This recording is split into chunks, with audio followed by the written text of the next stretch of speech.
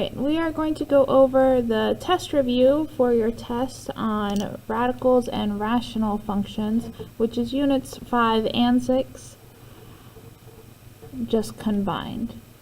So I'm going to go over the odd problems with you. That leaves you to do the even problems on your own, and you are turning this in on the day of your test. So if you are in 2nd or 6th period, it is Monday the 4th. If you are in 1st period, it's due Tuesday the 5th. Alright, let's start. Number 1. So we are simplifying these expressions with variables and exponents. So you just kind of need to know your rules. As we're multiplying across the top, you would multiply the coefficients, because it's just a number. So it's 3 times 3, so that gives us 9. And then we have v to the 4th times v squared. When you're multiplying variables with exponents, you add them. So we have 4 plus 2 is 6. Then in the denominator, we have 4 times 2, which is 8. And then 4 plus 2, which is 6. So from here, we have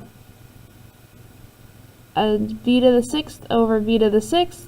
If you are dividing, you subtract your exponents. So 6 minus 6 gives us v to the 0. Anything to the 0 power is 1. So we only have 9 over 8. And that is our answer. You could have also written it out as v times v times v times v times v times v over 6 v's, and then you notice that they each canceled out, so we're only left with 9 over 8. Alright, moving on to number 3. There's really nothing else we can simplify in the numerator, so I'm just going to bring that right over, 2xy to the 4th. In our denominator, we're going to add our x's, so 4 plus 2 gives us x to the 6th. And then add the y's. 2 plus 4 gives us y to the 6th. Now you have your choice of subtracting or drawing it out like we did there. If you want to draw it out, it's 2x, y, y, y, y. And then we have 4x, x, x, x, x, x, and 6 y's. 1, 2, 3, 4, 5, 6. And then you can just cancel them out as you go. So 1x with 1x. 1, 2, 3, 4 y's with 1, 2, 3, 4 y's. And then you notice that you're left with a 2 on the top. You have no other variables. And we have 1, 2, 3, 4, 5 x's at the bottom, 2 y's at the bottom, and don't forget that 4 coefficient. Now the only thing we can do left here is simplify the fraction of 2 over 4. 2 over 4 simplifies to 1/2. So we're left with 1 in the numerator, 2x to the 5th, y squared in the denominator.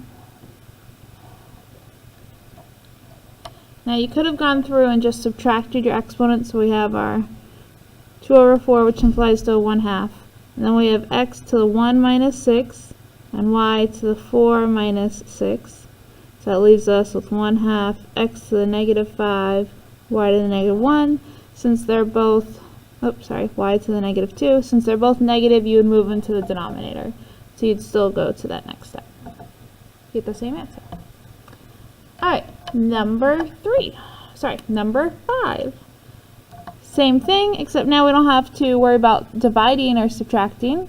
So we're going to do 2 times 3, which is 6.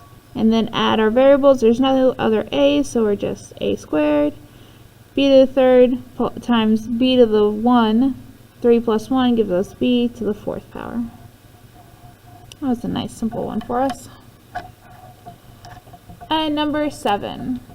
You can either multiply straight across first and then do your division. You can choose to move the negative exponents first. I'm going to go ahead and simplify and add these two together and get 3y to the negative 6 over 2y. Now remember, that equals 1, so you can kind of just cancel it out. Now, because we have y to the 6th at the top, we want to move that to the denominator. So we have 2y times our y to the 6th. When it moves to the denominator, it becomes positive. You do not move your 3. The 3 did not have a negative exponent. Only the y had a negative exponent.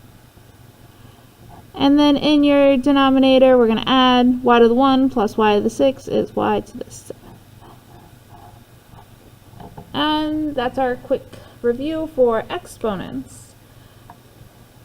Then we're going to do our exponents that turn into radicals, which is our fraction exponents. And we didn't work too much with these, and there will be one question on your test like this. The denominator is the root of the radical. The numerator is the exponent. So since the exponent's 1, you don't really have to worry about that. So our root of this radical is 3. If it's a 2 like that, you don't have to write the 2 in it, you just draw the square root. And then we're left with 4k on the inside. If there was an exponent greater than 1, then we would draw parentheses around it and raise all of it to whatever power that was. In this case, this is our answer. Now let's move on to rules of radicals. For number 11, we are just adding radicals, or terms with radicals, and we're treating it just like we do when we're combining like terms. If they're not the exact same radical, we can't add them. So we have 2 radical 6 plus 3 radical 6, which is 5 radical 6. And then this term is different, so we just keep it, and that is the answer. There's nothing else we can do there. For number 13, same rules apply. We are subtracting with radicals. So we can't do anything unless the inside of the radicals are the same. They aren't the same, but we can simplify the square root of 20. So we have 10 times 2. 10 is 5 times 2. So we have a 2 that comes out, the 5 that stays inside the radical. But don't forget to multiply this 2 times that 2. So we have negative 4 square root of 5 minus 2 square root of 5. Negative 4 minus 2 gives us negative 6 square root of 5. And radicals do not change when you're just adding or subtracting. Alright, number 15. When you are multiplying or dividing, but there are no division questions on the test. But when you are multiplying, you just multiply what's inside the radical together. If there's anything on the outside, you would multiply what's on the outside together. So in this case, we have 5 times 4, which is the square root of 20. Which we just simplified up here is 2 square root of 5.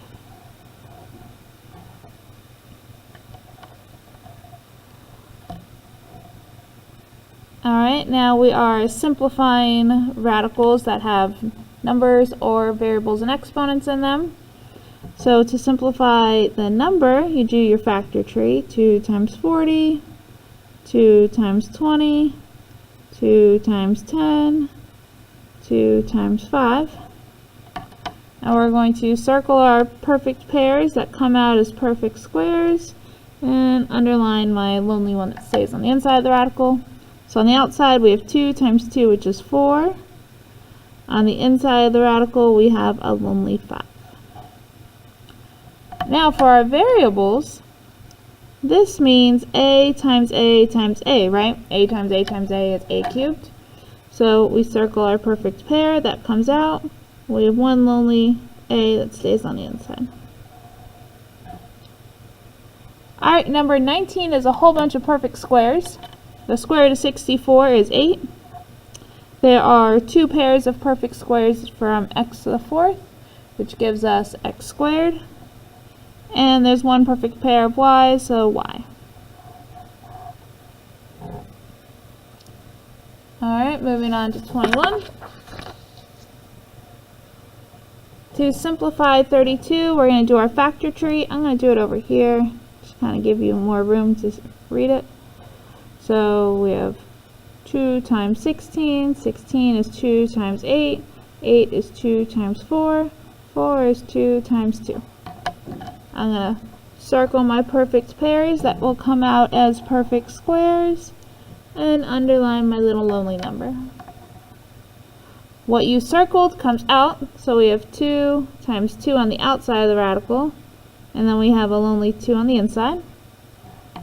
Variable wise, we've got 1, 2, 3 A's and 1, 2, 3 B's. I'm going to circle my perfect pairs. So I have one pair of A's that come out and one pair of B's, and then I'm left with one A and one B on the inside.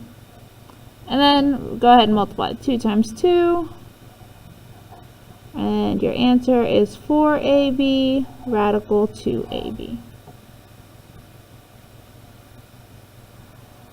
Alright, moving on to solving equations with radicals in them. And remember to check for extraneous solutions. So when you get to questions like number 27, 29, and that looks like it, we're going to have quadratic expressions which we have to factor, so we're going to get 2 answers. So we want to check both the answers to see if they're both right or if only one of them is correct. Alright, but before we get there, let's move to 23. We want to isolate the radical first. So we're going to move everything away from the radical. So I'm going to subtract 9 from both sides. Subtract 9. We get the square root of 2x equals 10. Now to get rid of the radical, we're going to square root both we're going to square both sides. So square this side, square this side. Your radical and your square cancel out, so we're left with 2x equals 10 squared is 100. And then now we just have a nice one-step equation where we divide 2 from both sides. We get x equals 50.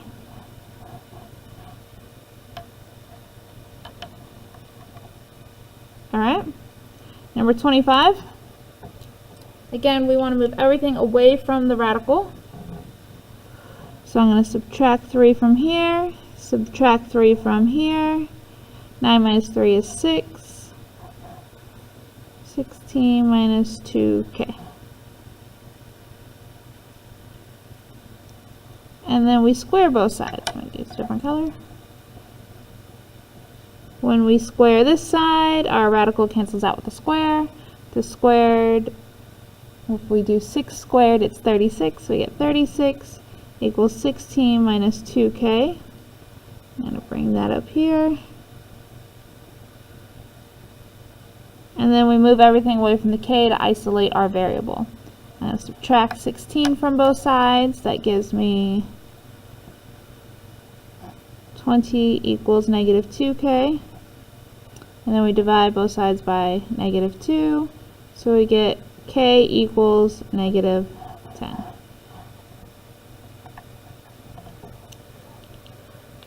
Alright, I'm going to move over to 26 because I noticed a lot of people had problems with, one, the fact that this means multiplication, not addition, and two, some people like to say they don't deal with fractions well, so we're just going to do 26 together.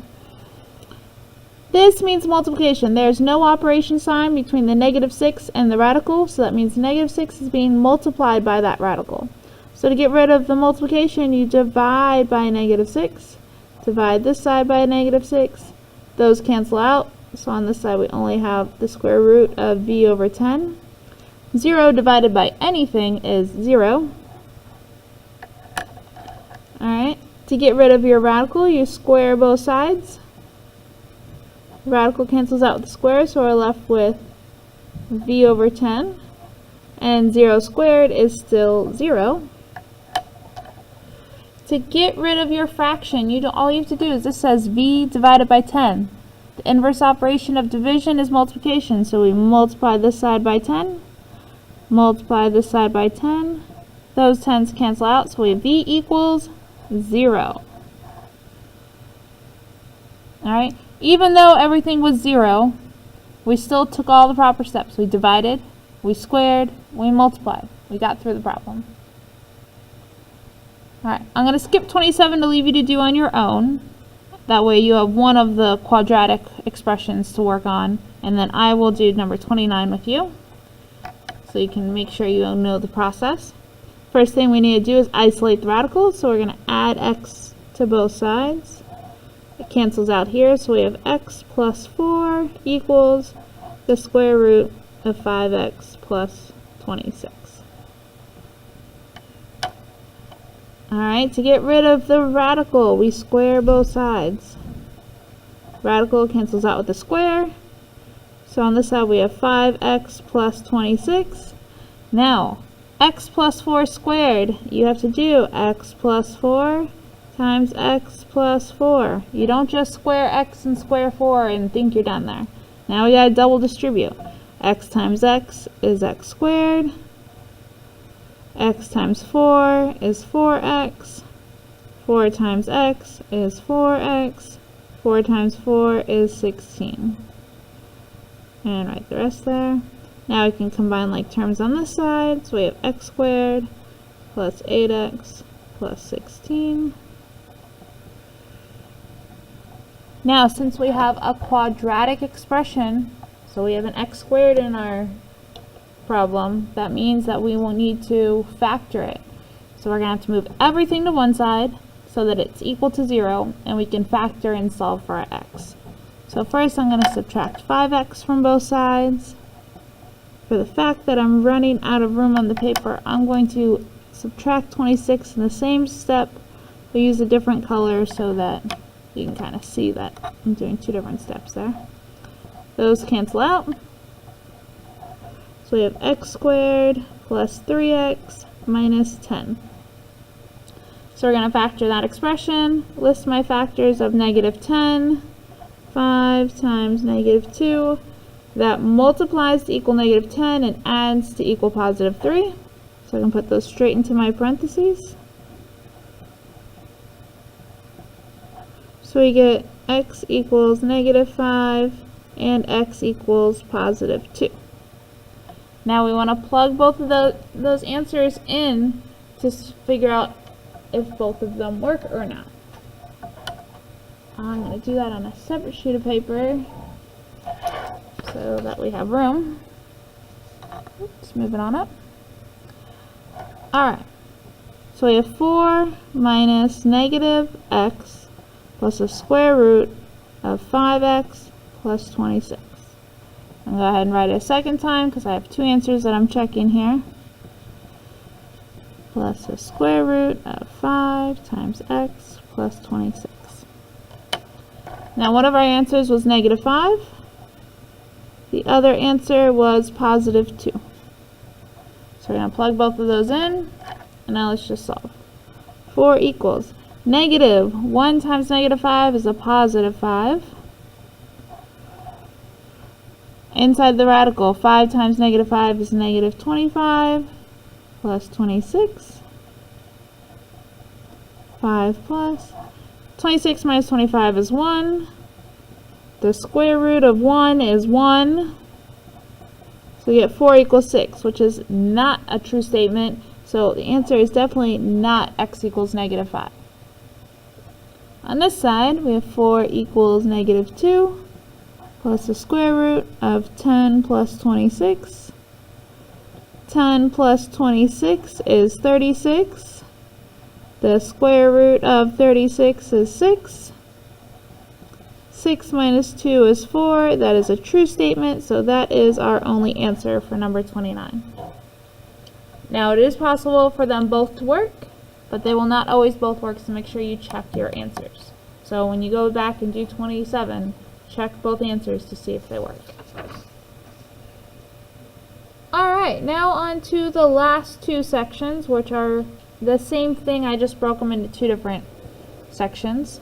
This one says to simplify each expression, which means we're going to factor out our numerators and denominators as much as we can, so we can see if we have any like factors that can cancel out. For example, number 31. Factor out the greatest common factor of 10n and 16, so we get that is 2. 10n divided by 2 is 5n. 16 divided by 2 is 8. In the denominator, there's only one term, so we don't have to worry about the greatest common factor because itself would be the greatest common factor. But we want to have a like factor that's at the top that we can cancel out. We're not going to be able to get the 5n plus 8 factor, But we can get the 2, because 2 times 7n would give us that 14n. And then we can cancel out the 2 at the top and the 2 at the bottom. So we're left with 5n plus 8 over 7n, which is our answer. Number 33, we have a trinomial at the top and a trinomial at the bottom, so we're going to factor those. Factors of 36 that add to equal negative 13. Let's see, 36 is 18 times 2. Nope. 6 times 6. Nope. 12 times 3. Nope. 4 times 9. There we go. So if we do negative 4 and negative 9, they add to equal 13 and still multiply to equal that positive 6. So we have x minus 4 times x minus 9. In the denominator, we have factors of 12 that add to equal negative 7. 12 is 6 times 2. Nope. 12 and 1. Nope. 3 and 4. Again, we'll make them both negative. X minus 3, x minus 4. Negative 3 times negative 4 is positive 12. Negative 3 plus negative 4 is negative 7. Now we look and we have an x minus 4 at the top and x minus 4 at the bottom. Those cancel out, so we're left with x minus 9 over x minus 3.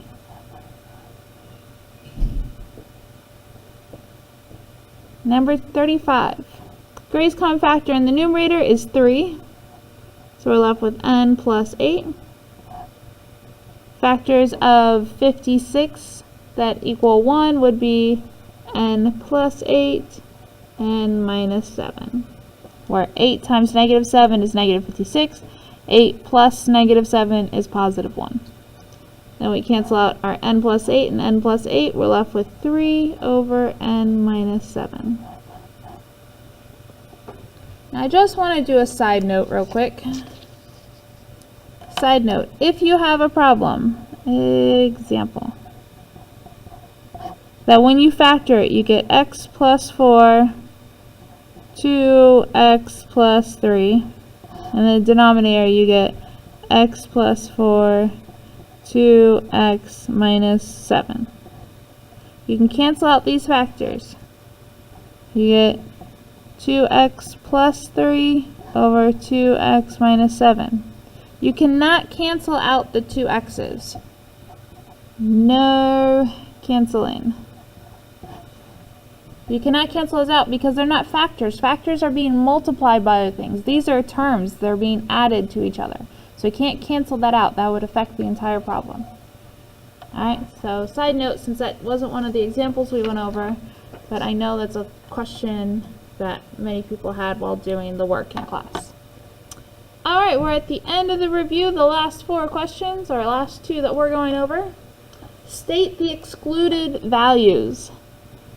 State the excluded values. So basically, we're solving these kind of problems. If we were to simplify these, but we're trying to say what n or r or whatever your variable is or cannot be because it would make your denominator 0. So basically you're setting your denominator equal to 0. But since we can't just set this equal to 0 because it's a quadratic expression, we've got to factor it as much as we can. I don't even worry about the numerator because we're only doing the excluded values. So the greatest common factor between 63 and negative 81 would be 9. And there's an n in both that I can take out. 63 divided by 9 is 7. N squared divided by n is n. Negative 81, n divided by 9n is negative 9. So we're going to set both factors equal to 0. So n cannot equal 0. And n cannot equal 9 over 7.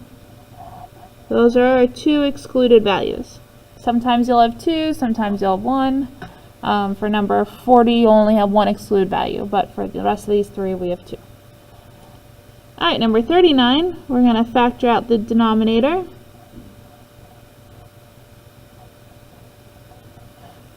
Alright, so we have a negative 12 list our factors, so 6 times negative 2, so positive 6, negative 2. Set both of those equal to 0. We get that r equals negative 6 and r equals positive 2. So they cannot equal either of those because we don't want the denominator equal to 0. If I sent out the pictures via Remind, I might have written that r cannot equal negative 2. I was mistaken. I wrote that wrong. Make sure you fix it to r cannot equal positive 2. Alright? If you have any questions, text me back via Remind. You can send me an email or Skyward, but I don't check those over the weekend or after school usually. But if you text me via Remind, I will try to answer as quickly as possible, as long as I see it. Alright, good luck, study hard.